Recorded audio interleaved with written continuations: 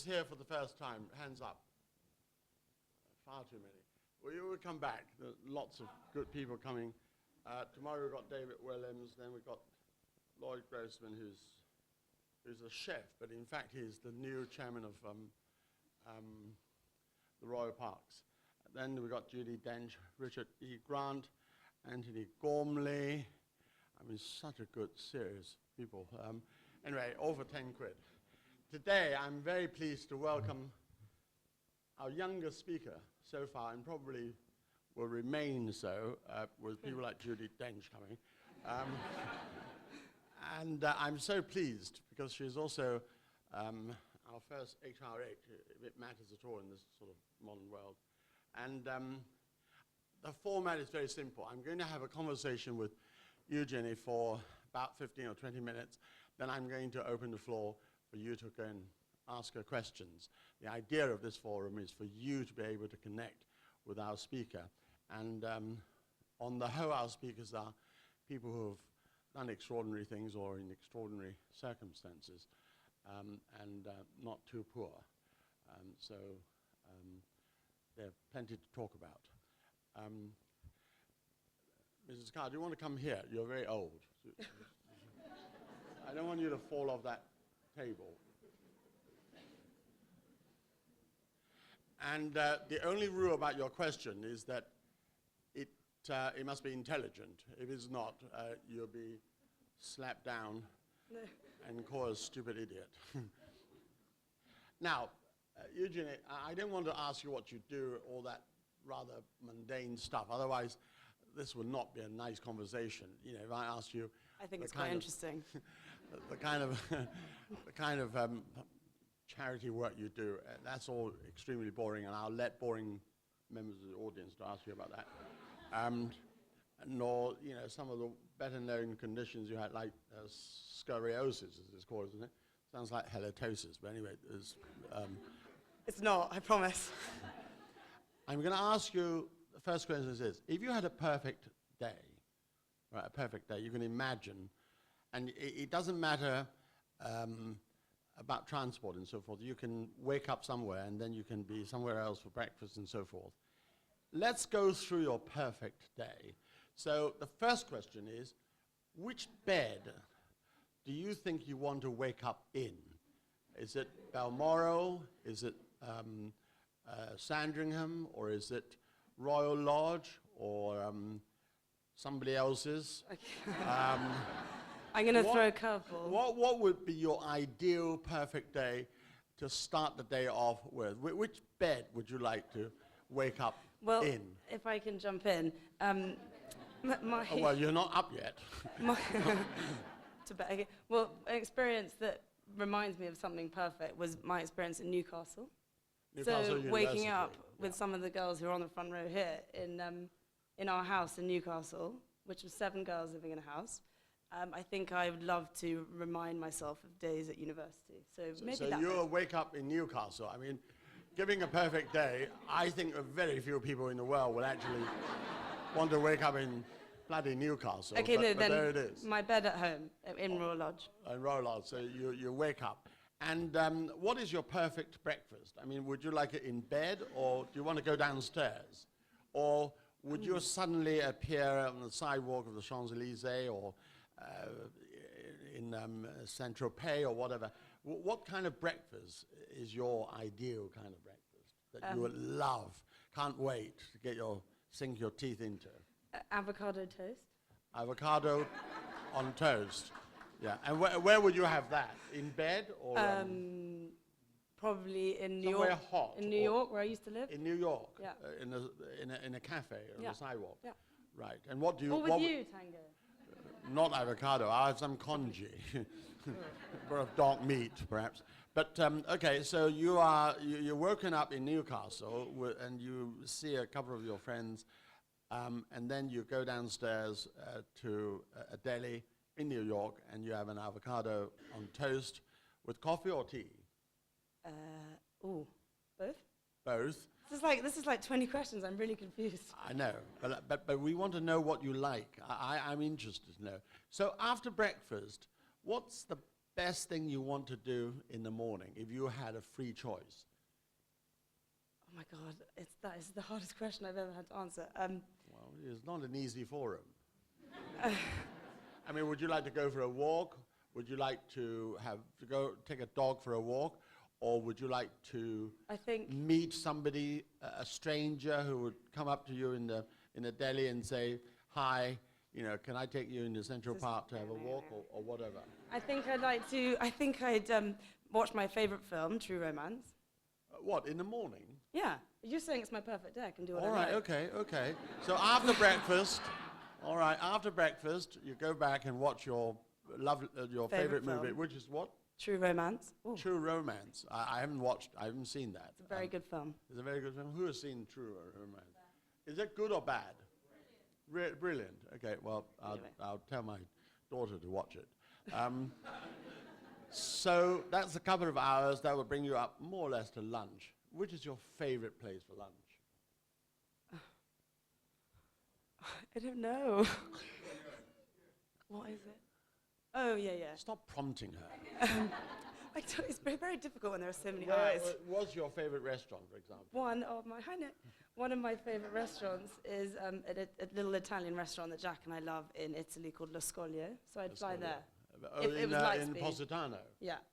Where you okay, very light good. Speed travel. Yeah, and okay, fine. So you have wonderful lunch there, and you have I think it's famous for its flower zucchini, correct?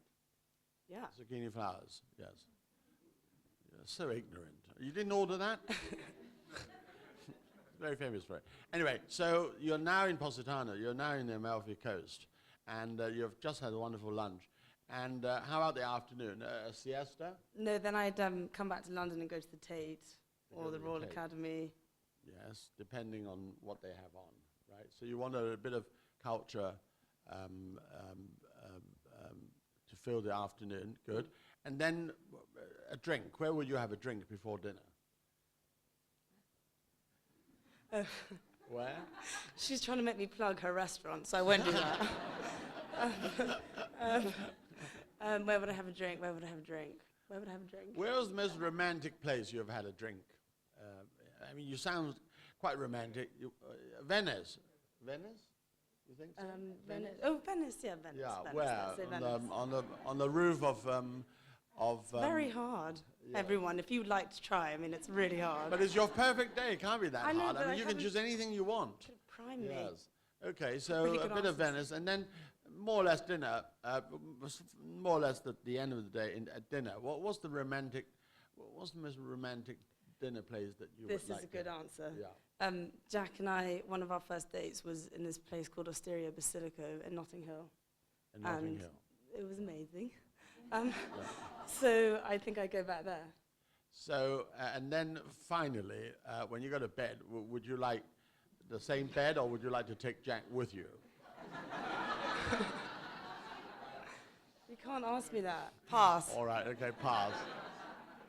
But from here, we more or less find out that you're quite romantic, and that you like all your memories. And I'm just wondering, what are there for the places that you have not been to that you wouldn't mind going to, believing that they are wonderful places? So, if I said, I'm going to give you a free holiday tomorrow, which country or which place would you like to go to, do you think? In my head, I've had for so many years now, Iceland. I think it would be one of the most beautiful, interesting places. You think so? It's absolutely terrible. I mean, what about Japan? Reykjavik is full of black molten rock, and it's got nothing to offer. What about Japan, Tango? Japan is fantastic. Japan is fantastic. Then Japan? Yeah, I think Japan before Iceland. Iceland is desolate. I mean, it's got smoke coming out of everywhere with geese. Beautiful. What are you talking about? The trouble with a lot of places like that is that, it's beautiful landscape, but it's got absolutely nobody there. That's quite nice, isn't it? Canada. I mean, that's the most boring country in the world. It's got spectacular scenery, or New Zealand, but you don't see anybody there. There's no life. I mean, Toronto is even worse. The only redeeming feature of Toronto is it's got the word Tonto in it. That's about it. Okay, so Japan is very good. Yeah. I think I would strongly recommend Okay, Japan good. because that is a very weird country. A very weird country. Where else? Oh, I've always wanted to go to Mongolia. Mongolia. Outer or inner? Both. Outer is Russian, inner is Chinese. Actually, I'll jump in here. One thing I've always wanted to do is one of my favorite artists is called Gauguin, and he went to French Polynesia when he was Gauguin. Yeah. Yes. Have starting you out. read Moon in a Sixpence by Somerset Maugham? Well, it's about No, him but I anyway. saw Yeah, a well, wonderful you ought to. exhibition that changed my mindset of the art world. It is incredible. I mean, Gauguin but he went to the Polynesia. He left his wife, and he That made a doesn't lot. mean that going to French Polynesia isn't beautiful. Well, what I'm just trying to tell you is that he wasn't a very nice fellow. So his art's beautiful. Yeah, but his art is beautiful, and that orange which he creates is extraordinary. There are incredible people who've gone to the South Seas, Tahiti in particular, who are incredibly famous. Rupert Brooke. Do you like Rupert Brooke? Well, he went there and he wrote some beautiful poem and fell in love with a native, although I think he was homosexual, but I think he was confused. Anyway, okay, so you've had your perfect day and you're incredibly romantic and so forth. Now, let's bring you back to England. Okay. You are born royal, and of course, in my view, you were born just at a time when there's a move to modernize the monarchy, if that's the right word. You are in the midst of the monarchy changing. We see that some of your cousins and so forth, they're beginning to act not the kind of ways that we would expect them in the older generation of, let's say, the Queen or Prince Philip when they were younger. They were much more formal. Today is much more informal. Let me ask you a couple of questions. You are your Royal Her Royal Highness. I mean, do you ever give a toss about that? Well, would you be asking me to speak if I didn't have that in front? No.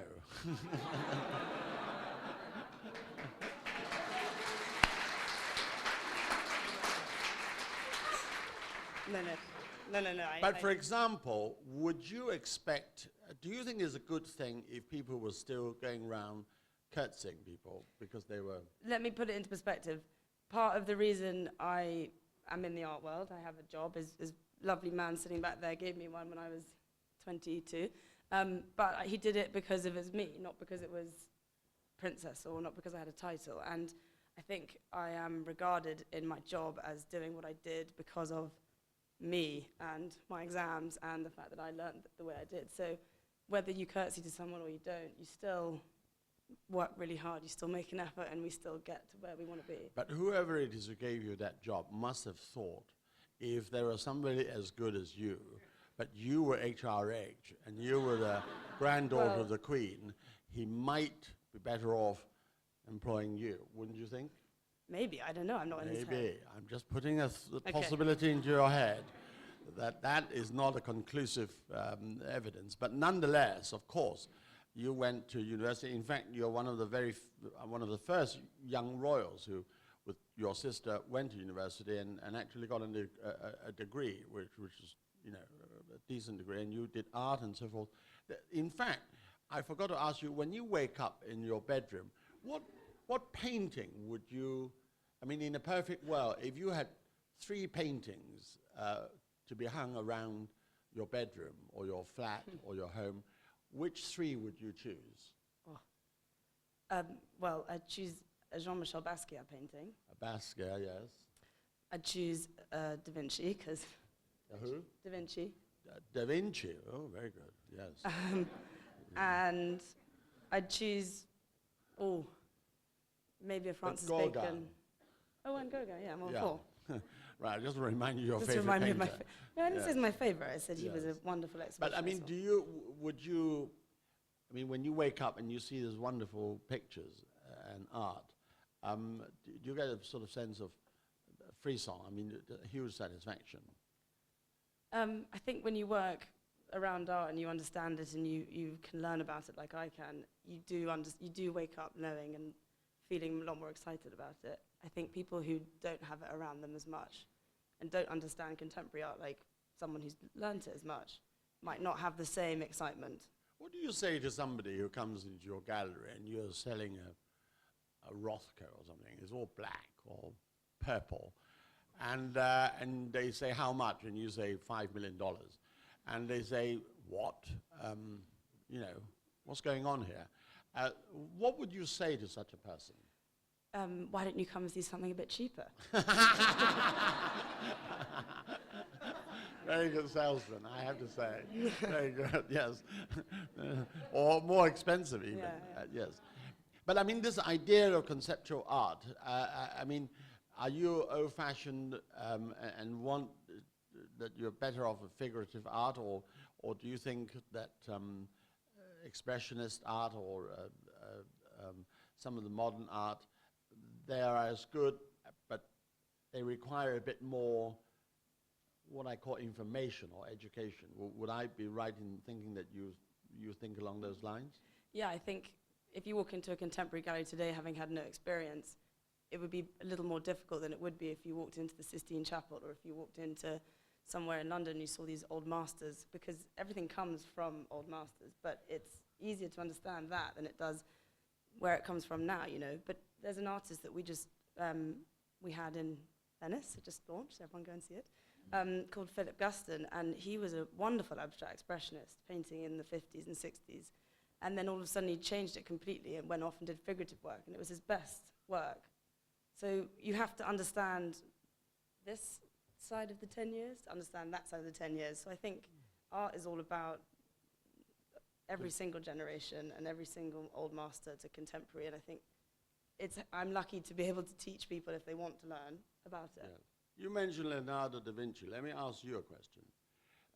On his most famous painting, The Last Supper, on the fresco of this church, you notice that the tablecloth has got creases, square creases, right? Now, obviously, during the time of Jesus Christ, if it was a depiction of that, there was no iron, and not even the time of Leonardo da Vinci in the 15th century. How did he come to painting a tablecloth with creases, beautiful geometrical creases, which we see in modern restaurants today, when they didn't have irons to iron creases, and they wouldn't bother ironing creases on the tablecloth? Anyone else want to answer? Well, there it is. It's a great mystery. You can't fold anything more than 7 times, you know that. And when you fold it, you don't get the crease. I mean, I've asked art historians, so I forgive you for not being able to answer. I'm not an art historian. Art historian, and they can't answer me either. Okay, good. So anyway, it's a food for thought for everybody. I don't understand it. Now, look, listen, I've done my 20 minutes, and I just want to ask you one other question. Do you think the way in which the general public in Britain would treat the royal family distinctly differently within 20 years? Dramatically. Do you think that? No, I'm asking you the question. I mean, do you think that? I mean, everybody, you and your sister and all the young people there, they want to do normal things, right? I think, to be honest, if you look at my grandmother and the decades that she's been on the throne and how much it's changed since then to now, of course, deducting from that, you can understand that in 20 years we will be treated differently. It will be a different family. Modern, new, I don't think whatever. your grandmother did anything different 20 years ago than what she does today. I mean, that's but I'm saying the times have changed, which means people view it differently. People treat things differently. All right, good. All right. Okay, who's got a question for, yes, all right. You look like, what is that hat? It's. Can you stand up and show everybody that hat? No. I'll just sit if that's okay. No. What? You really want me to stand? Let's go. Okay. Yeah, give him a round of applause. Thank you. Have you been in a wind tunnel? Okay. It's Issei Miyake. Thank Oh, you. Name drop. Go on. Thank you. I've just got back from Venice. Oh, cool. My friend Leonardo Drew is an artist who I deeply admire, and when he said he was going to Venice to support Mark Bradford, I knew I really had to see the show. So we walked in, the entrance was not the center, it was the side to depict a marginalized race, and we had to feel like as if we were walking around slaves' quarters and going into the main exhibition. I was truly humbled to be in there. It's for the first time that I felt a story that's dear to me, which is being of a minority race and also having a minor sexual orientation as well as a gay male. So yes. What nationality? I'm Thai and British. Well, that's not minority. No. Okay. Carry on. Okay, carry on. And Can then you of get to the question. Okay. How was it working with Mark? And did the exhibition show up in the way that you wanted, so that it would serve Mark with his highest and most truthful expression? That's a great question. So just to put in context, Mark Bradford is one of the artists I represent, and he just is representing the US in the Venice Biennale in their pavilion. So it's a wonderful opportunity for him and our gallery. I think Mark's a genius. I think how he's positioned himself in the art world, who he is as a person, the way he does his art, how he interacts with people, really, really is quite incredible. And so when you see his pavilion, you kind of understand him even more, as you say. So when I went to see it, I was completely blown away. I spent about half an hour in there, and it really is a testament, I think, to him that you now stand here and say that. And also, I was so proud to be part of my gallery and being able to represent him there. So, does that answer your question? Oh, okay. All right, we'll go to the Venice Biennale, okay? Who has not been to the Venice Biennale? God, such a bunch of ignorance. Let me just open. Her first, yes. Hello. Hi. There's been a lot of drama adaptations concerning the royal family, like The Crown and King Charles III. I just wondered how you or the other members of the royal family felt about that, especially as you yourself might be featuring at some stage in The Crown. I think, I haven't seen a lot of them, but from what I have seen, I did watch a couple of episodes of The Crown. It's been filmed beautifully. The music's wonderful. The story is beautiful, and it's very. You feel very proud to watch it. I can't speak for everyone, but that's how I felt when I watched it. Yeah. You want to ask a question? Who watched The Crown? You all watched The Crown, yes. Who thought he was fantastic? Who thought he was absolute rubbish? Good, you see. Well, a lot of inaccuracies, I gather. Yes, Beatrice. 1 minute. Let's get a mic. How do you balance your royal life and your work life so well?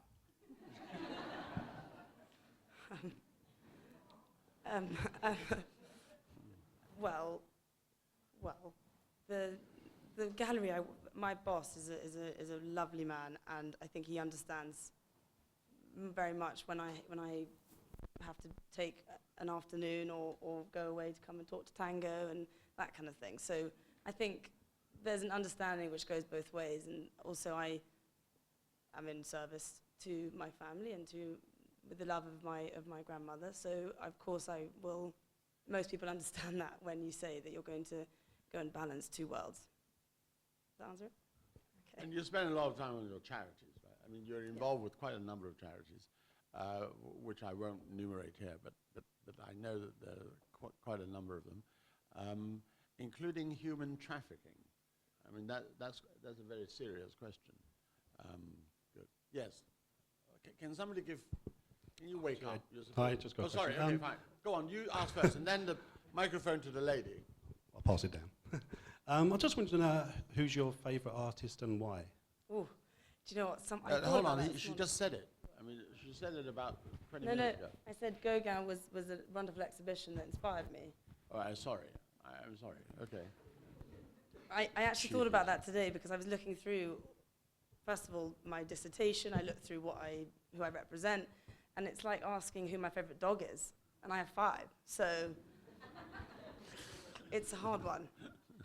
But I did my dissertation on Jean-Michel Basquiat when I was at university, so he was a big inspiration for me. And then now in the gallery, I'm still in awe of my Venice artists. So Philip de Barlow, who represented the UK, Mark Bradford for the US, and also Philip Guston, who did a wonderful show there. So I think that's happening right now, but it might change next week. What do you think Basquiat, what makes you love Basquiat so much? I think when I was at university, it was actually it was at school when I first found him. I think it was just he had this amazing quality which you learn about the old masters. You sit and you watch these Michelangelos and amazing painters, and then you get this artist that sort of scribbles on a paper, and you're like, how are people reacting like this? Why is it in books? Why is it all over the world? And I think that's my first like sort of movement into the art world was through him. There was just a lot of questioning, I think. Yeah, the lady, yeah. What motivates you? Oh. My family, my friends, Jack. I think what makes us people is our family and our friends and who we ever have around us. I think obviously we have our souls, but it's who we surround ourselves with. So I think they motivate me, family and friends. Okay, and do you do any painting or do you draw yourself? I did just do a painting of a pink camellia for a present. In what? Watercolor or oil? Acrylic. Or Acrylic. Acrylic. Yeah, be careful. Acrylic fades. Hi, as we're at the China Exchange, I thought I'd ask a China question. You, as the gallery, you've been to China, obviously, and you're probably taking part in Art 21 and Westman this November in Shanghai. Do you think that China is a growing market for you as a gallery? And has the recent introduction of anti-corruption and also the removal of a certain amount of money being able to exit China been a problem for you? Thank you for asking that. Actually, we just did a really big trip to China in March. We visited Beijing and Shanghai and Hong Kong. Saw David, and it's incredible out there. I mean, the Chinese people have really welcomed us with open arms, and for a Swiss gallery, I think it's kind of the opposite cultures, but it was a really big eye-opener. And in terms of the money thing, I don't know yet.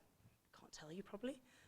But in terms of what we're going to do out there, I think it's really exciting, and I think we're definitely heading that way as a gallery. I mean, they were out there at the same time as Art Basel, which, as you probably know, has come to Hong Kong now for 3 years and has done a very good job in highlighting the art world there. And in Hong Kong, we have 7 million people, but do you know how many Chinese mainlanders come through every year, Hong Kong? It's 50 million. So still a lot of people with lots of money coming through, and they buy in Hong Kong because there's less tax. I'm sorry, I jumped to answer that. Yes, this go and then that go and then somewhere over here. Hi, at the BAFTAs the other night, who do you think you won an award for their programme about Danny Dyer, discovering he was related to King Edward III. And he said afterwards that he really wanted to meet the royal family because he's technically of your bloodline. I mean, and I just wondered, would you meet him and what you would talk about? And do you watch him on EastEnders? No. Do you watch EastEnders? No, I don't watch EastEnders. I didn't watch the BAFTAs. I didn't know he won, but congrats to him. That's cool that he's related.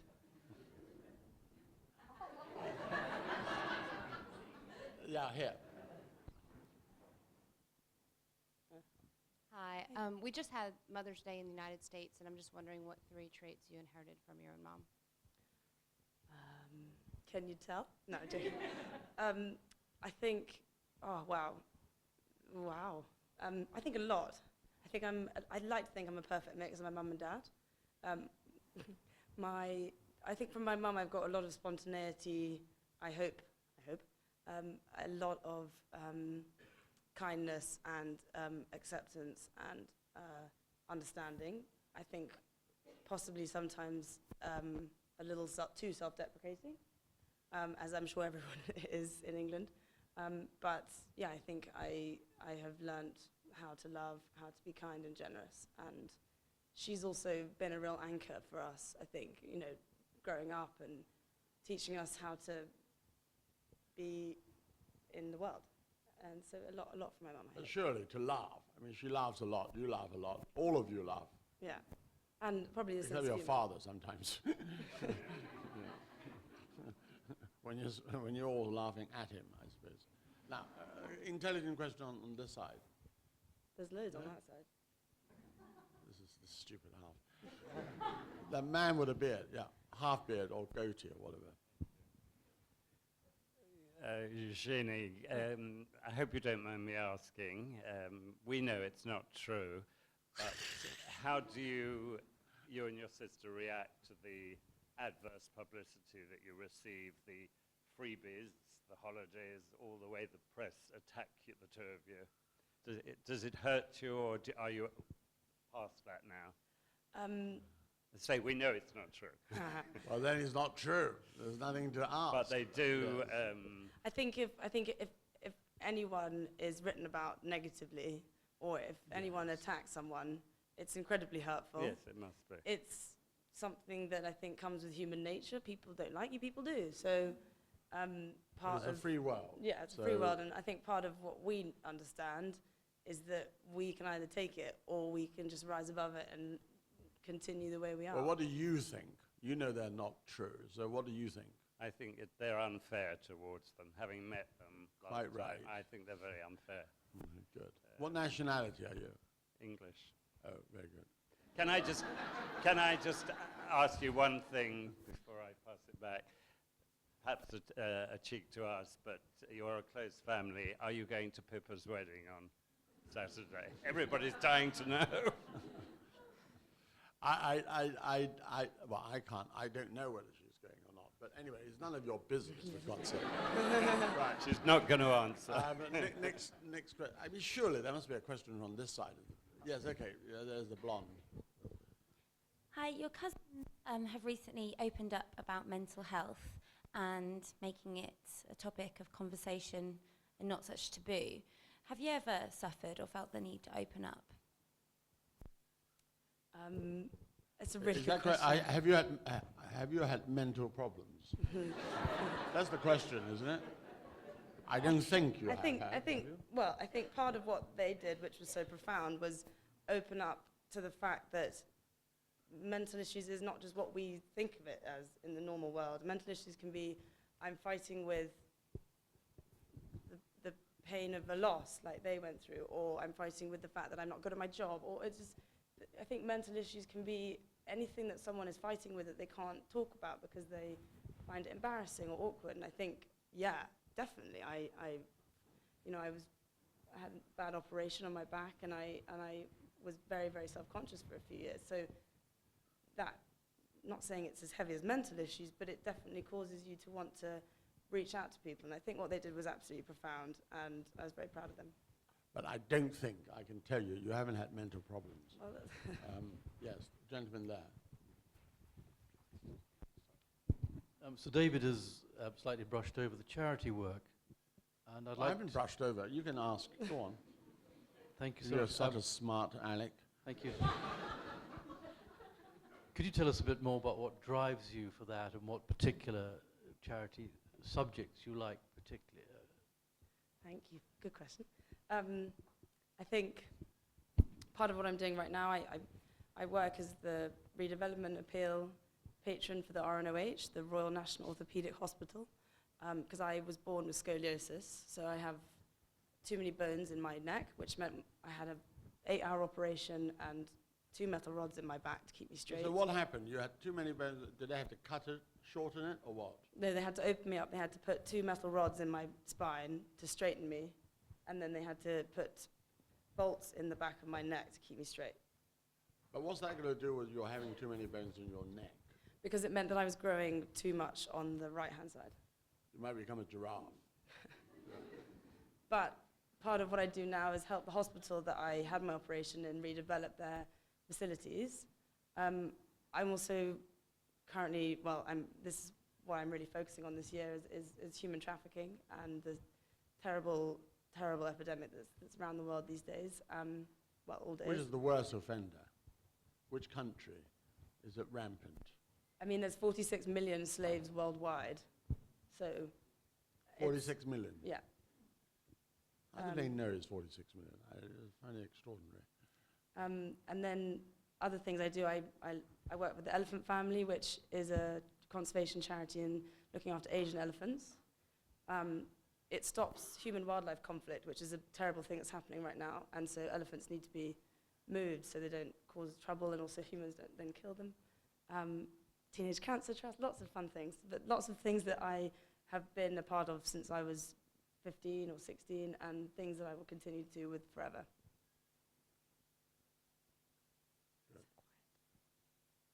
Yes, another man with a beard, yeah. A lot of people There's one with back beard there. on this side, yeah. Okay, that one first, because you've got a mic. Sorry. It seems like from your ideal day, like you obviously love. Hold on 1 minute. Can you stand up? Stand up. Yeah. Sorry. It seems like from your ideal day, you have like a love to travel, adventures and stuff. Like festival season is coming up. Would you ever consider Glastonbury, anything like that? Can you put your microphone up and Sorry. talk half as fast? Half as fast. Yes, because we can't. We want everybody to hear your question. What is your question? Sorry. My question is, obviously you say you have a love to travel and adventures and things like that. Is that better? Okay. Yes. Festival season's coming up. Would you ever consider Glastonbury, anything like that? Have you been to Glastonbury? Maybe. My friends have, asked them. Yeah, if I'm invited by my friends, I'll go. All right. Yes.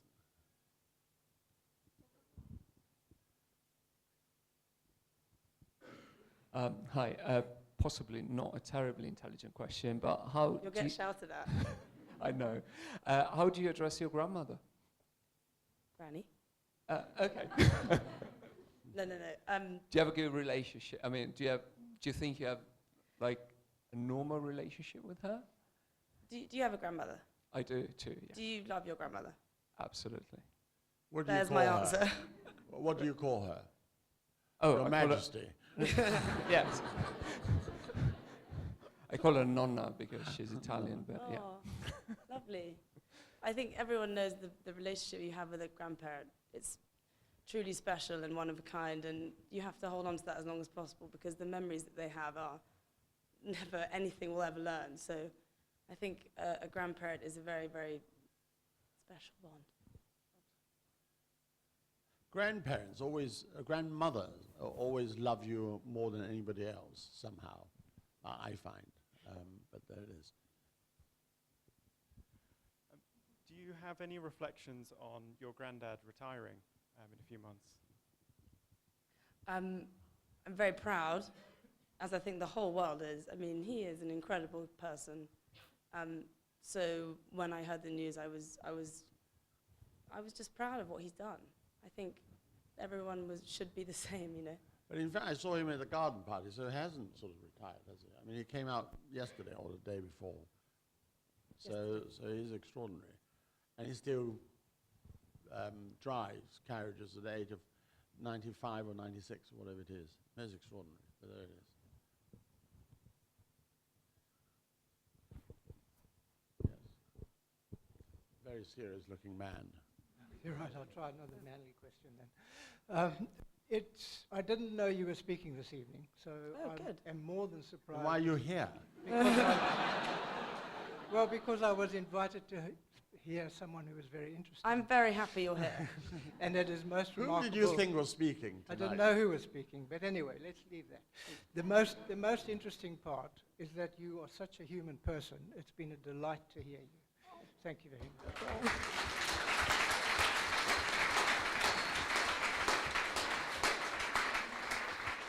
Do you know that geezer? Yeah, I paid him before. Very smart. Okay, yeah, the man with the bun in the back. Since you are such a human person, who would you have play you in a film? In a film? Oh. I Well, I think- mean, yes, there must be an actress who looks like you. I can't remember.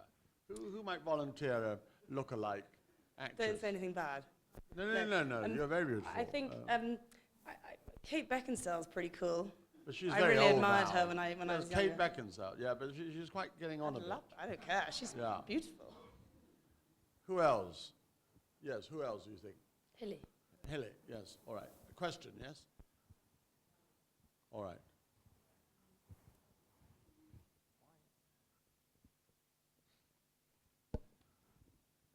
Good evening, Sir David. Good evening, Eugenie. Hello. Puerile question, and I know where the door is, so I'll leave.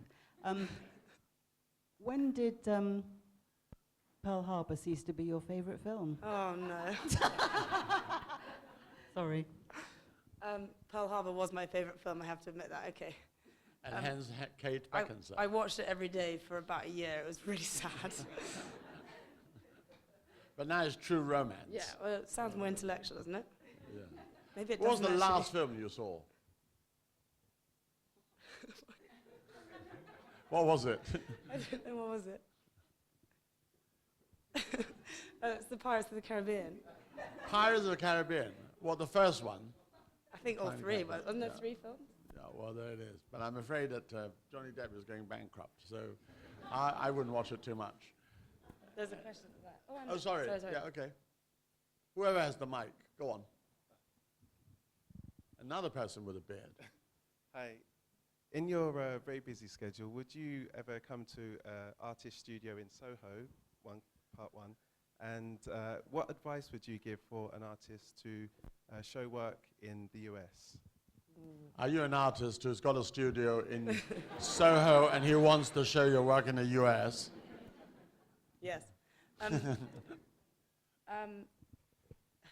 Yes, I'd love to come to your studio. I mean, presumably people approach you and they send you a sample, and if you're interested enough, you might go and say, okay, well, we might go and have a look at it. I think artists generally, anyone who hasn't had an opportunity to work with a gallery like mine or to work with a smaller gallery needs a chance with anyone they meet. And so it's lovely to be asked. And in America, it's such a different market. I mean, so is England. They're the polar opposite. I think it's slightly easier in America to show your work because I think it's just like, especially in New York, maybe it's the kind of the hub of the art world. It's like where everything's going on. So my advice is go there and go and walk into loads of galleries and give your art.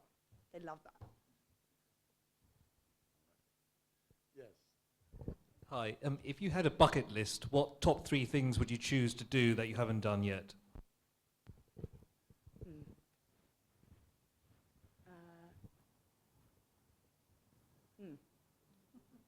Well, I've been skydiving, so I can't do that. You what? I said I've been skydiving. Yeah. I probably would go to Japan, like I said I wanted to earlier. I'd like to visit the pyramids in Egypt. And You want to get married? I mean, the concept, it's a hypothetical question. I mean, would you like, as a concept, as a principle, want to get married and have children? Let's put it that way. Yeah. Yes, right. And the third probably... How soon?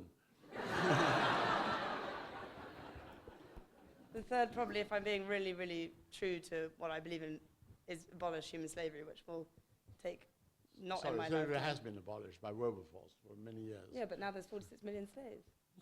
Well, A there different it kind is. of slavery. But, I have to tell you that for Britain and America, slavery was abolished at a cost of £6.4 million at a time, which equates to about £26 billion today. If it wasn't of money, slavery would not have been abolished because they had to be bought by all the slave owners, all of whom, or most of whom, are still very rich today as a result of the resolution of that slavery. So what I would suggest is that you have to find a lot of money somehow to get rid of it. It is I think there's a different type of slavery. Today, modern day well, my slavery. wife is one. I feel like a slave every day. Next question. Don't get married. Yes. Sorry. Go on. Say something about traffic. Oh, no, I said it. Hello, hi. Firstly, a tourist tip for Japan is Hiroshima is an artist island, which leads me on to my question. What was your most favorite immersive art gallery or exhibition you've ever experienced? Well, I think before when I said Gauguin, going to that, I went, no, immersive. Right. Gosh, these questions are hard. What did you say yours was? Naoshima in Japan is an artist island, and it's got... Yeah. That's amazing. She feels the same. Next question. I'm going to write it down and give it to you later. I don't know right now. Sorry. A lot of people. Yes. What was your biggest dream when you were a child? Biggest what? Dream. Biggest dream. dream. Oh, biggest dream. You mean literally a dream or an aspiration? Aspiration, I think. I always wanted to be an actress. Actress? Yeah. Have you acted before? I did at school. I did Hello Dolly. Did you? I sang as well. Yes. Do you think you'll be a comedian, or do you think you'll be Probably better than an actress. Yes. I mean, will you be a tragic figure or somebody who laughs all the time? What, an actor? Yes. Why? Both. Probably. Have you ever been approached? Has anybody No, asked never, you? sadly. Well, there it is. If there are producers here, here's an opportunity for you. I want 5%. All right. Okay, yes. You said you wanted an easy question, so what's your favourite song, and can you sing it for us? I don't know why I keep looking at you. What's my favourite song? I love Sympathy for the Devil by the Rolling Stones, but I'm not, I can go woo, woo, you know. That's a good question. All right, she's not going to sing it, but there it is. No, I did. I went woo, Oh, do you? woo. Oh, woo, woo. Okay, right. Okay. There it is. Yes. Another question? No more. Yes. It's always enough questions. Back to your childhood. Where did your love of art stem from? Obviously, you've studied at university, but what took you down that path?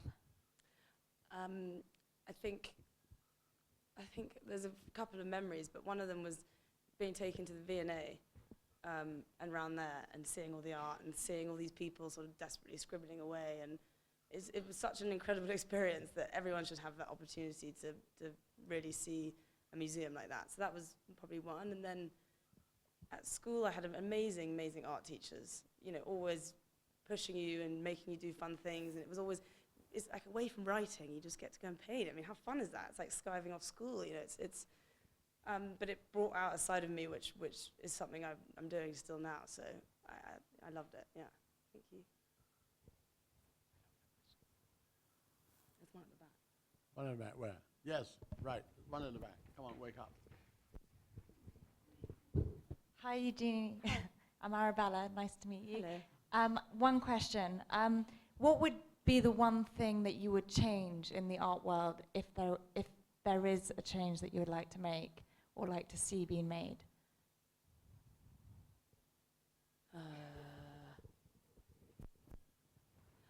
I guess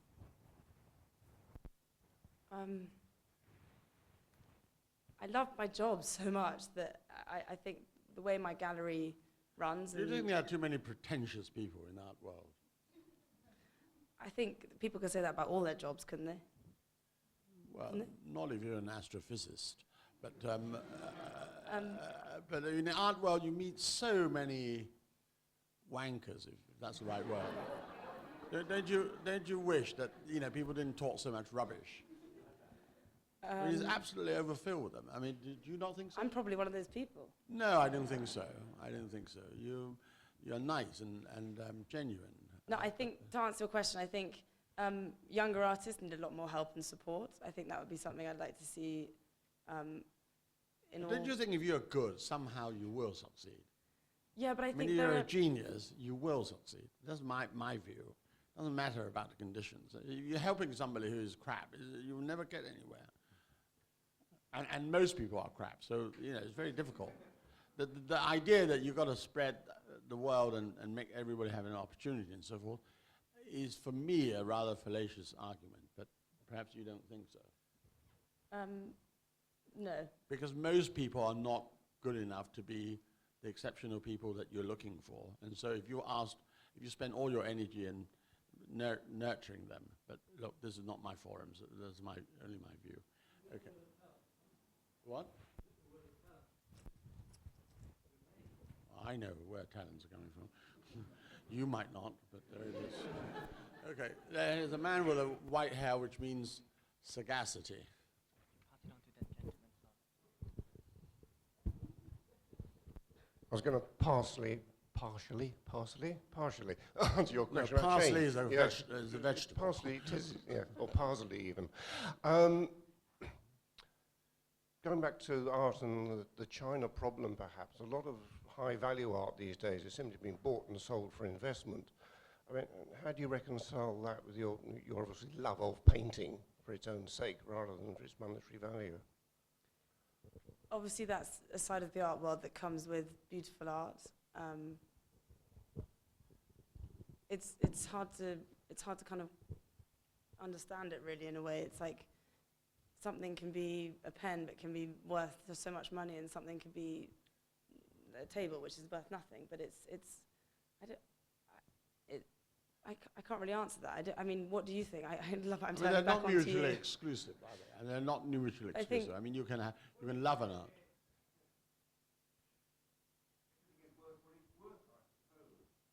Well, if you're given a big offer, I take it. I mean, I'm an art collector. If somebody gave me a huge sum of money, I immediately forget a piece of art and just go and cash the check.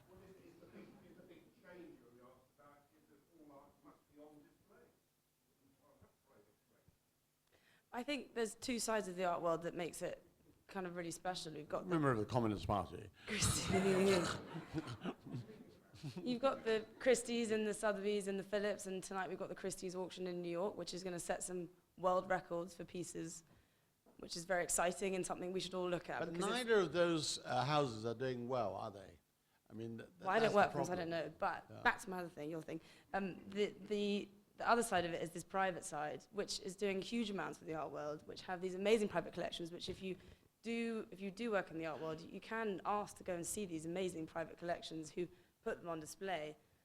Your question about buying and selling, and if you sell something and then they go and sell it off immediately, there's very little control of that, which kind of makes it the art world in a way. I mean, we complain about it, but yet it's something that makes it what it is. And it's a free world. We live in a free world, right? So, yeah. Thank you. Question. I just wanted to ask, how much of your personal taste goes into what you pick?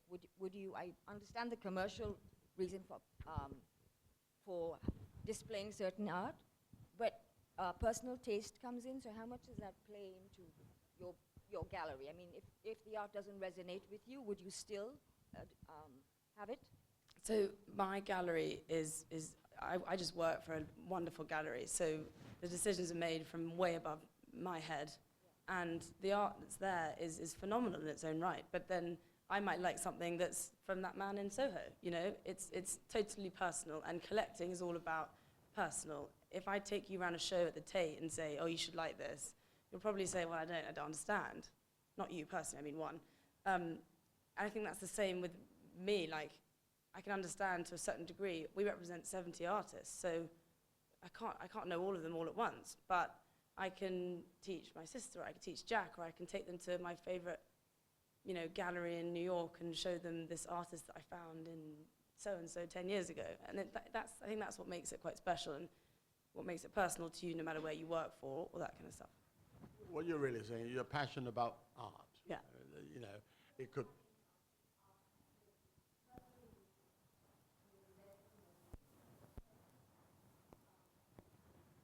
I mean... Well, they're not separable necessarily, are they? No. But I think you can have a reaction to, you can have an understanding of the artist and why she or he has done it in the 60s, which makes her a feminist, or it makes him, he ran away from the whole world. I mean, you can understand the story, which is what they do. They're just telling you this wonderful story, but you don't have to like what they paint or it's the opposite. You love how pretty it is, but the story behind it isn't as emotive for you. So it goes hand in hand, I think. Yes. Hello. Right. I don't want you to take this question personally because you seem like a very nice person. But can I ask you, what's the point of the royal family, and couldn't we survive perfectly well without them? Well, for a start, they bring in quite a lot of money. If you have not noticed, you live in this country and you pay less tax as a result of what the revenue brings in as a result of the royal family. I'm might not going to answer that because it's been such a lovely event. Thank you, though. Yes. What a spoil sport. Yeah, the woman with the white hair. Hello. Do you go to the theatre much? And if yes, what's your favourite show? Last time I went to theatre to see my best friend in a play. And it was The Great Gatsby by Cress. So yeah. That's Cressida at the back, right? Sorry, Cress. Were you Daisy? Oh, well, there it is. And was it wonderful? It was wonderful. Yes, good. Is it still on? Yeah. No. Oh, why? All right, well, we missed it. Yes. Next question. Yes, over there. We've got about 2 or 3 more questions. Are there any pieces of art in the royal residences or maybe a royal collection that have influenced you, maybe growing up or now? That what? Growing up or now? So that have influenced you or that you particularly liked?